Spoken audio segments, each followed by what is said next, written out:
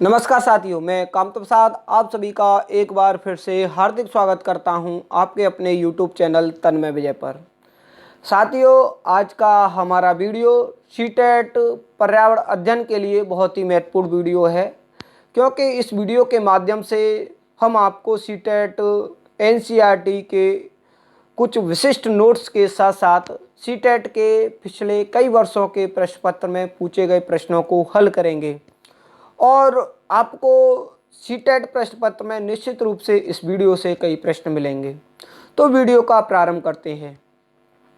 साथियों, CTET EVS pedagogy के video में हमने यह अध्ययन किया कि सीटेट का जो प्राथमिक स्तर पर EVS पाठ्यपुस्तक रखने का जो मुख्य उद्देश्य है वह पर्यावरण के बारे में सिखाना, पर्यावरण के द्वारा सिखाना और पर्यावरण के लिए सिखाना, अर्थात जो छोटे छोटे बालक हैं उनकी पर्यावरण के विषय में एक एकीकृत और एक विस्तृत समझ विकसित हो और उस समझ को बालकों के पर्यावरण में उन्हें वास्तविक जीवन से जोड़ते हुए उन्हें वास्तविक अनुभव प्रदान करते हुए देना है और पर्यावरण के लिए सिखाना है, अर्थात बालक पर्यावरण के प्रति जवाबदेही महसूस करे, जो प्राकृतिक संसाधन है उसका संरक्षण करे, उनका भली प्रकार से सोच विचार कर प्रयोग करे, अपनी जिम्मेदारियां को समझे।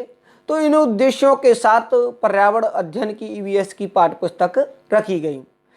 इन्हीं उद्देश्यों पर आधारित पाठ था खत्म हो जाए तो हमने पिछले वीडियो में भी चर्चा की कि इस प्रकार के जो प्रश्न हैं वह बालकों को चिंतन करने, कल्पना करने, समझने, विचारने का अवसर देते हैं और जो पर्यावरण के लिए उद्देश्य है उसको पूर्ण करने में अपना योगदान देते हैं। तो खत्म हो जाए तो पाठ में बालकों के खनिज तेल के सीमित भंडारण को ध्यान में रखकर उनके उचित प्रयोग के साथ साथ उनके संरक्षण और अन्य तकनीकों को सोचने के लिए अवसर देती हैं। और पर्यावरण अध्ययन का जो उद्देश्य है, पर्यावरण के लिए कहने का तात्पर्य है कि खनिज तेल का बालक उचित प्रकार से सोच विचार कर प्रयोग करें के साथ साथ बालकों के लिए इससे भी अधिक जो वास्तविक जीवन में भी उसमें विभिन्न प्रकार की समस्याएं आती हैं उनको भी वह इसी प्रकार से भली प्रकार से सोच विचार कर, समझ कर, कल्पना करके उन चिंताओं को, उन समस्याओं को हल कर ले, यह अवसर देती हैं। तो वीडियो प्रारंभ करते हैं। पाठ की जो शुरुआत है वह बालकों के वास्तविक अनुभव, विभिन्न प्रकार की बालकों की यात्राओं से होती है, जहां पर वह विभिन्न प्रकार के चौराहों पर विभिन्न प्रकार के यातायात के साधनों की एक लंबी लाइनें देखते हैं। तो इतने अधिक साधन और ये साधन किन ईंधनों पर चलते हैं इस पर चर्चा बालकों से प्रारंभ की जाती है। फिर बालकों के समक्ष एक पोस्टर रखा जाता है कि तेल का भंडार सीमित है, इसे अपने बच्चों के लिए बचाएं, हर बूंद से अधिक लाभ लें, गाड़ी रोकें तो इंजन बंद रखें। तो इस पोस्टर के माध्यम से बालकों को यह समझाने का अवसर दिया गया कि जो तेल का जो भंडार है वह पर्यावरण में सीमित मात्रा में है, यदि इसे हमें अपनी अगली पीढ़ी को देना है, बचाना है, तो हमें इस तेल का प्रयोग भली प्रकार से सोच विचार कर करना होगा। अतः जब भी गाड़ी रोकें तो हमेशा इंजन को बंद रखें। इसके बाद बालकों को यह भी समझने का अवसर दिया गया कि यह खनिज तेल हमें प्राप्त कहाँ से होता है। तो बालकों को यह बताया गया कि जो खनिज तेल है वह जमीन के अंदर गहराई में मिलता है। वैज्ञानिक खास तरीके और मशीनों से यह समझते हैं और अंदाज़ा लगाते हैं कि गहराई में तेल कहाँ पर है। फिर उस गहराई में पाइप डालकर और मशीनों से उस तेल को ऊपर खींच लिया जाता है। जो निकाला गया खनिज तेल होता है वह गहरे रंग का गाढ़ा बदबूदार होता है और इसमें घुली मिली और छुपी हुई बहुत सारी चीज़ें होती हैं और इन चीज़ों को अलग अलग करने और साफ करने के लिए फिर तेल को रिफाइनरी में भेजा जाता है और वहाँ पर उस तेल से हमें kerosene, petrol, diesel, engine oil और हवाई जहाज़ों के लिए ईंधन प्राप्त होता है। साथ ही इस खनिज तेल से हमें एलपीजी, जो हम खाना पकाने के लिए गैस के रूप में प्रयुक्त करते हैं, और मोम, कोलतार और ग्रीस भी इस खनिज तेल से प्राप्त होता है। तो बालकों को खनिज तेल किस प्रकार से प्राप्त होता है, उसके साथ साथ इस तेल का इस्तेमाल हम अपने दैनिक जीवन में किन किन कार्यों में करते हैं, यह भी बालकों को समझने का अवसर दिया गया। तो खनिज तेल का प्रयोग हम रोशनी करने में, ड्राई क्लीनिंग में, पेट्रोल, डीजल, वायुयान में ईंधन के रूप में, मिट्टी के तेल और गैस के रूप में, मशीनों के रूप में, प्लास्टिक और रंग रोगन बनाने में भी प्रयोग करते हैं। और इस तेल की बचत यदि हमें करनी है तो उसकी हमें आदत बनानी होगी। तो इस प्रकार से बालकों को इस पाठ के माध्यम से कल्पना करने, चिंतन करने और समझने के अवसर दिए गए। साथ ही बालक खनिज तेल का उपयोग भली प्रकार से सोच विचार कर करें और जब भी वह बाहर जाएं तो अपना योगदान वह सार्वजनिक यातायात का अधिक से अधिक प्रयोग करके इस खनिज तेल का जो बचत है उसमें कर सकते हैं। इसके बाद हम चर्चा करते हैं आबू धाबी, एक ऐसा उदाहरण जो खनिज तेल से ही संबंधित है और यह जो शहर है वह संयुक्त अरब अमीरात से संबंधित है। तो आबू धाबी भारत से बहुत दूर एक शहर है, जिसको भारत से हवाई जहाज से यात्रा की जाए तो उसमें भी लगभग 2 घंटे लग जाते हैं। आबू धाबी शहर का जो आसपास का इलाका है वह एक रेगिस्तानी इलाका है। यदि हम वहाँ पर शहर से थोड़ी दूर जाएं तो चारों तरफ हमें दूर दूर तक केवल रेत ही रेत दिखाई देता है और यह रेत भी कई रंगों का होता है, कहीं पर काला, कहीं पर भूरा, कहीं पर पीला, कहीं पर लाल, या कहीं पर रेत के पहाड़ी पहाड़। और वहाँ पर न कोई पेड़ है न हरियाली। वहाँ पर यदि कोई पेड़ मिलता है तो वह हमें बस खजूर का पेड़ दिखाई दे सकता है, क्योंकि वहाँ पर बारिश होती ही नहीं। वहाँ न झील है, न झरना है, न तालाब है। और यदि हम जमीन के नीचे की बात करें तो वहाँ पर पानी नहीं मिलता, वहाँ पर केवल तेल मिलता है। इसलिए जो पानी है वह बहुत कीमती है और जो पेट्रोल है वह पानी से सस्ता है। यहाँ पर जो मुद्राएं हैं वह अलग अलग तरह की हैं, अलग अलग तरह के रुपए मिलते हैं जिन्हें हम दिरहम कहते हैं और इन रुपयों पर अरबी भाषा में कुछ लिखा होता है। तो इस प्रकार से बालकों को आबू धाबी का उदाहरण दिया गया और वहाँ पर यह बताया गया कि वहाँ पर पानी की शॉर्टेज है, पानी बहुत कम है। तो पानी और तेल या पर्यावरण में जो भी संसाधन है जो सीमित मात्रा में है उनका प्रयोग हमें भली प्रकार से सोच विचार कर करना है, जिससे हम उसको अपनी अगली पीढ़ी को प्रदान कर सकें और उसे हम काफ़ी लंबे समय तक चला सकें। अब चर्चा करेंगे दुनिया की मशहूर पश्मीना शॉल के विषय में। तो पश्मीना शॉल हमारे जो 6 सामान्य स्वेटर हैं उसके बराबर गर्म होती है। इतनी गर्म होने के बाद भी पश्मीना शॉल बिल्कुल मोटी नहीं होती। पश्मीना शॉल जो 5000 मीटर की ऊंचाई पर जो स्पेशल पहाड़ी बकरियां होती हैं उनकी एक खास नस्ल के द्वारा जो बाल होते हैं उनसे बुनी जाती हैं, क्योंकि वहाँ पर जो तापमान है वह 0 से -40 डिग्री तक चला जाता है और इतनी सर्दी से बचने के लिए उन बकरियों के शरीर पर बहुत ही बारीक और नरम बाल उगाते हैं जो गर्मियों के दिनों में जड़ जाते हैं। सबसे खास बात यह है कि इन बकरियों के जो बाल हैं वह बकरियों के 6 बाल हमारे शरीर का जो सिर का एक बाल है उसकी मोटाई दोनों की बराबर होती है।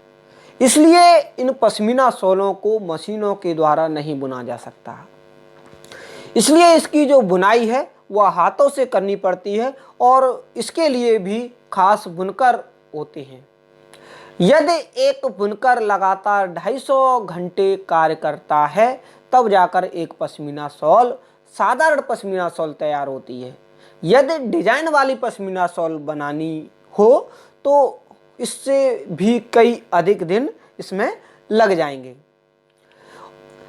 अब चर्चा करेंगे चांगथांग इलाका, चांगपा जनजाति। तो जो चांगथांग इलाका है वह 5000 मीटर की ऊंचाई पर बना हुआ विशाल, सुनसान और पथरीला इलाका है, जहां ऑक्सीजन की बेहद कमी के कारण सांस लेने में भी मुश्किल होती है। और इस इलाके में जो जनसंख्या है वह भी बहुत कम है। यहाँ पर केवल आपको लगभग 5000 चांगपा जनजाति के घुमंतू लोग मिल जाते हैं जो हमेशा एक ही जगह पर नहीं रहते।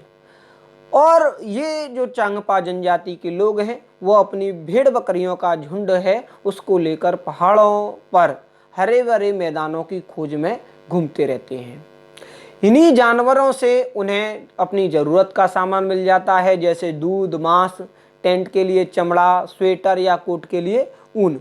जो भी चाहिए होता है उन्हें इन्हीं भेड़ और बकरियों के द्वारा मिल जाता है। और जो भेड़ बकरियां हैं वही इनकी सबसे बड़ी पूंजी होती हैं और जिनके पास जितनी भेड़ अधिक होती हैं उसका परिवार उतना ही ऊंचा समझाता है, उसका परिवार का स्तर उतना ही ऊंचा माना जाता है। साथ ही हमने जो पश्मीना शॉल में जिन बकरियों का जिक्र किया वो बकरियां आपको इसी इलाके में इन्हीं लोगों के द्वारा पाली जाती हैं। तो इन्हीं के द्वारा जो है पश्मीना शॉल तैयार की गई होती है। और ये लोग अपने घर का जो पूरा सामान है वह घोड़ों और याक पर लाद कर इधर उधर घूमते रहते हैं। और जब इन्हें कहीं ठहरना होता है तो ये कुछ ही समय में टेंट गाड़कर अपना घर तैयार कर लेते हैं और इनके टेंट को रेबो कहते हैं, यह आपको याद रखना है। तो जो ये याक पर सामान लेकर घूमते थे, इन्हीं याक के बालों से बुनाई करके ये जो चांगपा जनजाति के लोग हैं वो पट्टियाँ बना लेते हैं और इन्हें सिलकर आपस में जोड़ लेते हैं। ये जो पट्टियाँ हैं बहुत मजबूत और गर्म होती हैं और ज़मीन के अंदर 2 फुट गहरा गड्ढा खोदकर चांगपा जनजाति के जो लोग हैं इन पट्टियों को डंडियों के सहारे से बांध देते हैं। फिर गड्ढे के आसपास की ऊंची ज़मीन पर उसका टेंट लगा लेते हैं। ये जो टेंट है जिसे हम रेबो कहते हैं, इस रेबो के बीच में ये एक खुला छेद भी रखते हैं जिससे जो खाना बनाते समय जो चूल्हा है उसका जो धुआं है वह उस घर से, उस टेंट से बाहर चला जाए। इस टेंट की जो डिजाइन है चांगपा जनजाति के लोगों की वह 1000 वर्ष से भी कई वर्ष पुरानी है। चांगपा इलाके में जो टेम्परेचर है वह भी 0 से कई डिग्री नीचे चला जाता है और यहाँ पर लगभग 70 किलोमीटर प्रति घंटा की रफ्तार से ठंडी हवाएं चलती हैं।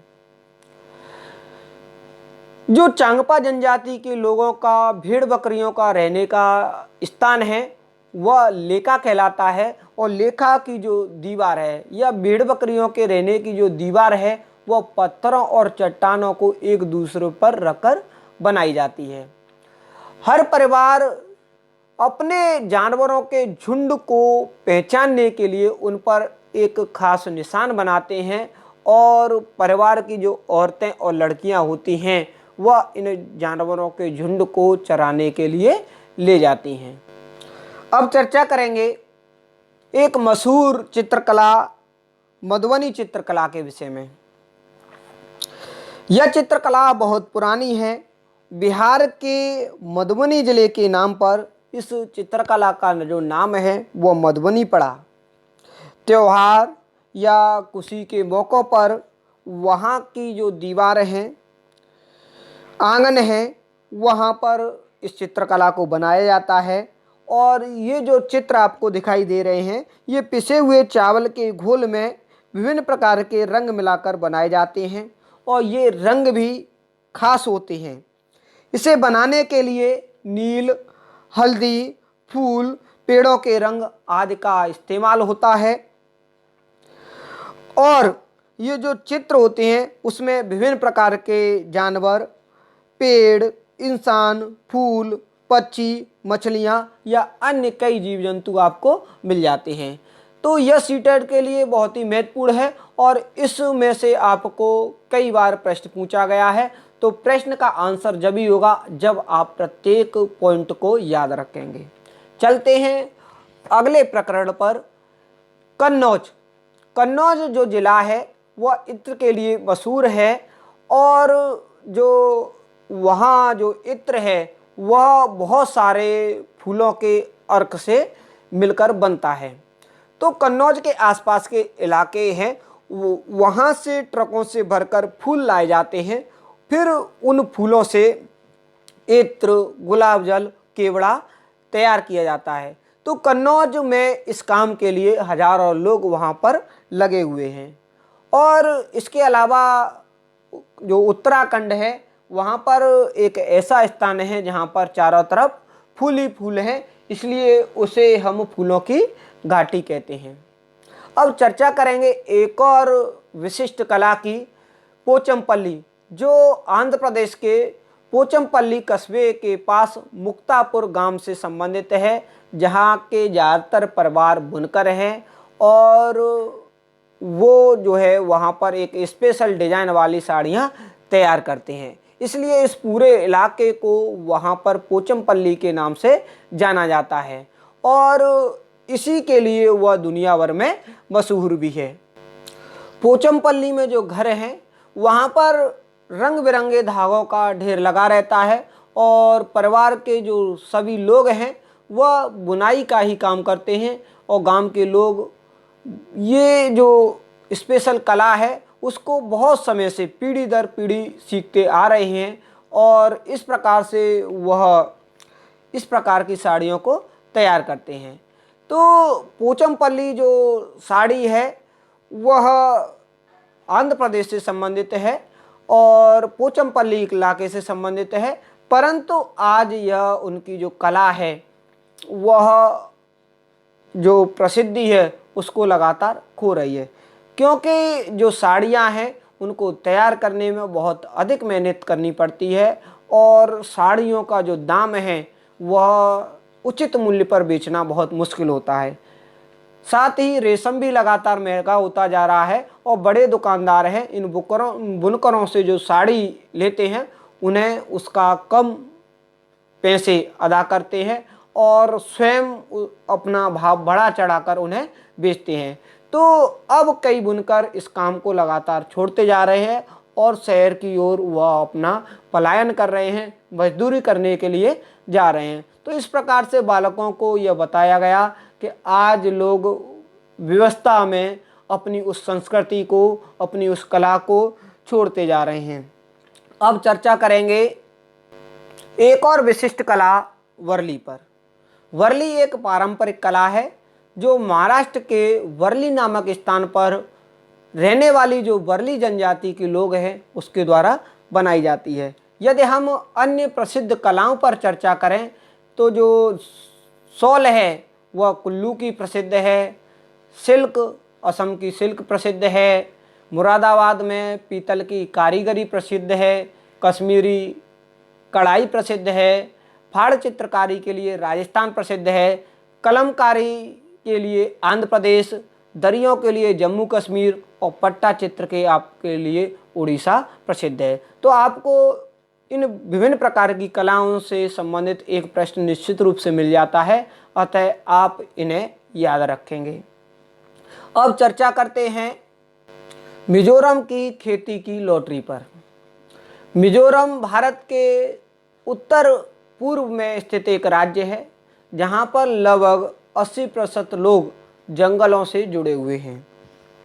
मिजोरम में ज़मीन को साझा मानकर सब लोग बारी बारी से उस ज़मीन पर खेती करने का जो मौका है वह लॉटरी के द्वारा प्राप्त करते हैं।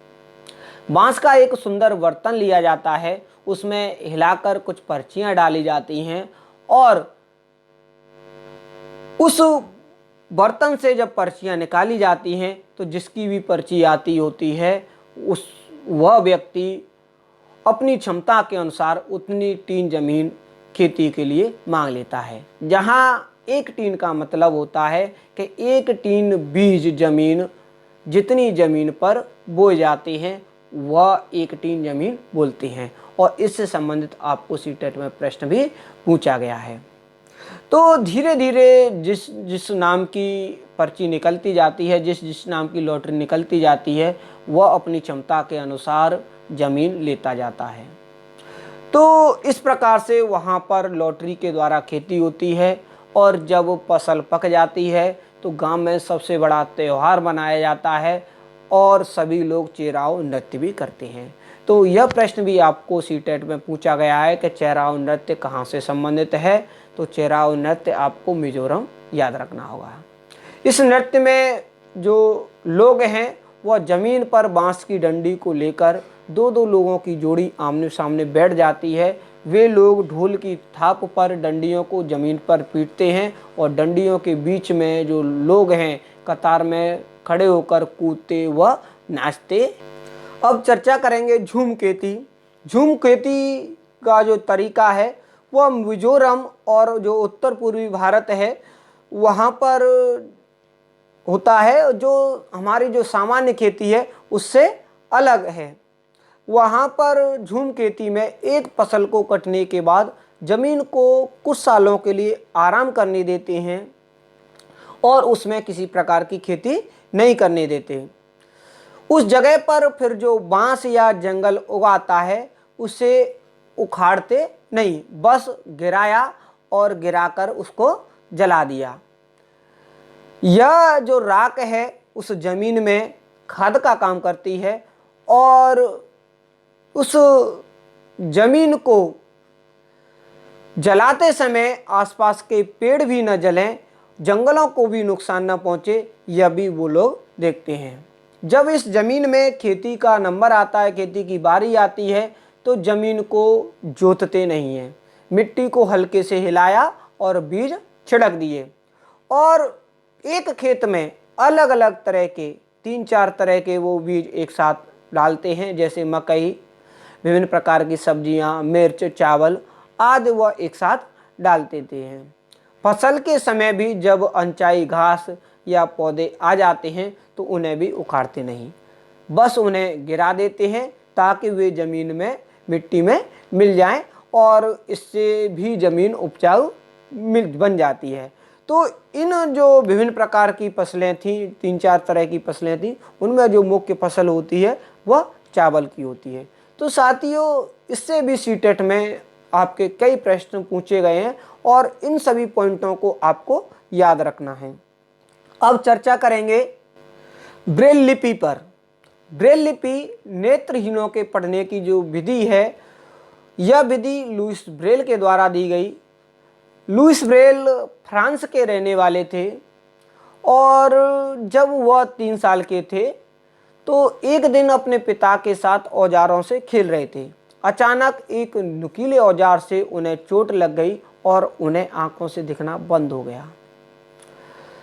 लुईस ब्रेल को पढ़ने में विशेष रुचि थी और उन्होंने हार नहीं मानी, तो वह पढ़ने के लिए नई नई तरकीबें सोचते रहते और उन्हें अंत में सफलता भी मिल गई और उन्होंने ब्रेल लिपि छूकर पढ़ने की विधि को ढूंढ लिया, जिसे ब्रेल लिपि के नाम से जाना जाता है। ब्रेल लिपि में मोटे कागज पर उभरे हुए 6 बिंदु होते हैं। उन बिंदुओं को उभरे होने के कारण छूकर पढ़ा जा सकता है।